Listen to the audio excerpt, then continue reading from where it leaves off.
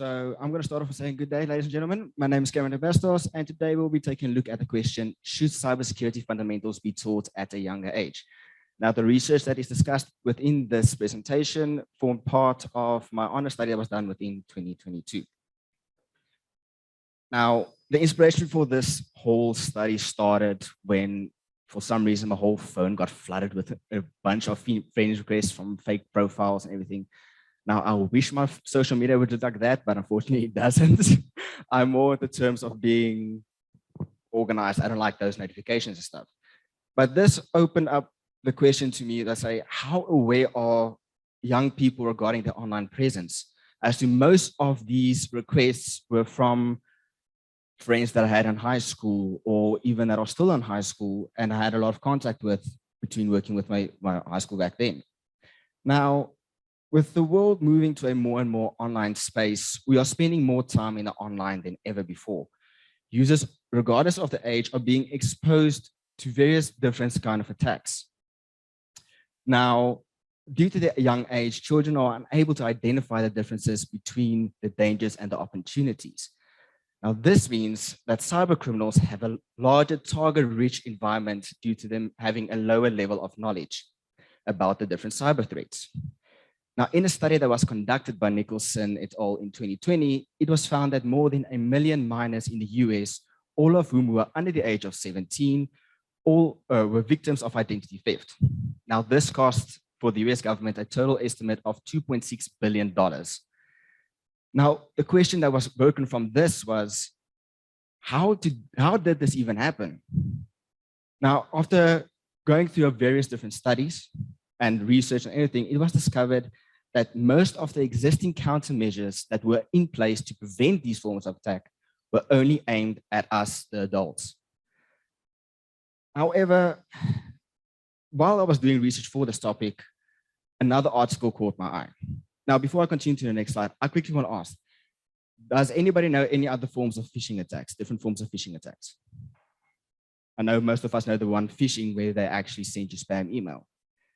Funny thing is, there are 3 different forms.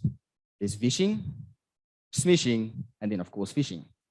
Now, before giving the answers for the other 2, there was an article I came across while doing research for this topic, written by Sam Cook in 2020, which showcases the different phishing statistics for the years 2019 to 2022, which had recently been updated to include 2023. Now, in this article, Cook mentions a quiz that was conducted by Proofpoint, which asked various age groups starting from age 18 and going up to 55 and plus, what are the differences between these different terms? Now, the results for the 18 and 22 were quite shocking. Although most of them were able to identify phishing correctly, the other terms were below 40%, which is quite worrying sight to see. And it's also important to note that as the ages increased, the knowledge regarding those terms got all well below where they should be. Now, this made me wonder how our country's 18-year-olds were compared to these statistics. I asked my old high school if I can use the matric class of 2022 to perform a survey to test their knowledge with specific focus on seeing if they can identify between the differences of these terms. What surprised me was only 45% of the tested candidates were able to identify phishing correctly. Now, to go back to smishing, smishing is when they use SMS and text messaging in order to get information from you. I'm pretty sure we all have received those emails that say, no, your password is out of date from NetBank or Standard Bank or anywhere, and you have to reset it immediately. Otherwise, you will be locked out. Email is the normal one used for phishing with the P. And then vishing is VoIP, robocalls, or voicemails. Those are those calls that you receive from call centers saying, no, they're trying to get information regarding this, and they have this, and need to confirm all those things. Now, with our world becoming more tech-orientated and everything performed over the computer or phone, it is a worrying fact that people are struggling to identify these forms of fake calls. Scammers are becoming smarter with mimicking the feeling of a call center over the phones. I mean, just play something in the background that sounds like a bunch of a busy call center going on. An article that was published in August of 2022 also states that the use of phishing attacks is on the rise. An increase of 15% was recorded between the years 2020 and 2021, bringing the percentage of attacks being performed in a company alone from 54% to 69%. But another question is, how will we start to address this issue in teaching the youth about online safety? We could stick them in front of a book, have them watch countless videos, or just listen to someone like me preach about online safety. But the problem with this is all those methods might seem to work for other subjects and in schools, but to ensure that they retain the material that is critical to the subject, the delivery method needs to be tackled in a different way. Now, personally, I believe the best possible method to teach this is to make use of gamification techniques.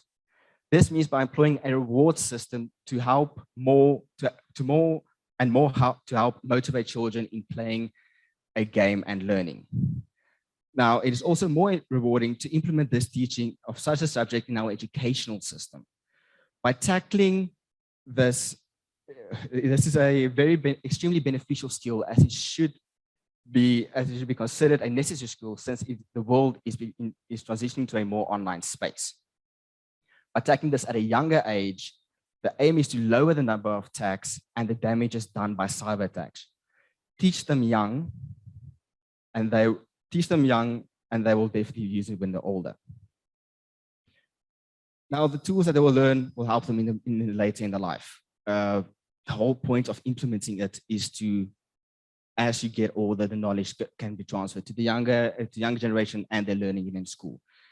And they will most probably use them in the livelihood and protect them against themselves. And trust me, they will definitely thank you for it.